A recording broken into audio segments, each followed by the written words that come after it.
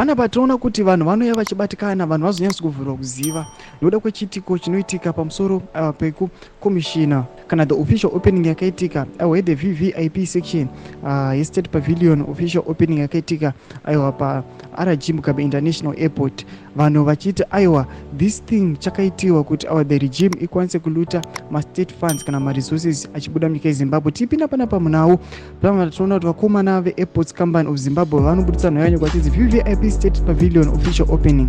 His Excellency Comrade Dr. E.D. Mnangagwa officially opened the Zimbabwe VVIP State Pavilion, the RG Mubage International Airport on 22 August 2024.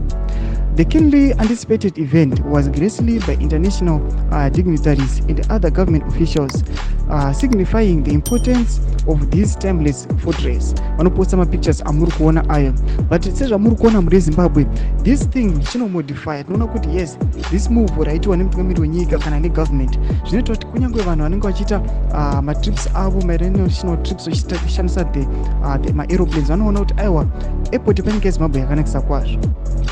But we are seeing kuti citizens they are complaining kuti mukunaka kwazvo, what is it adding to the national interest? Hazvisi kana kumboudza chokudya kana chokufuka kune vagari vemunyika yeZimbabwe vachiti izvi zvinhu zvinofanira kuadresiwa kuti yes tikona mamillions ari kubuda achimodify this VVIP kana the RG Mubage Airport, but tikona savagari vemunyika yeZimbabwe vanhu they are grappling to any living munyika yeZimbabwe.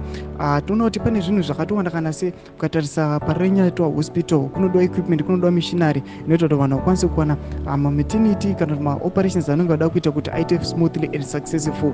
Toona kuti with those money they are using, they can easily use it to commission kana to invest kune those areas. Toona kuti nyika yeZimbabwe yakariwa this drought.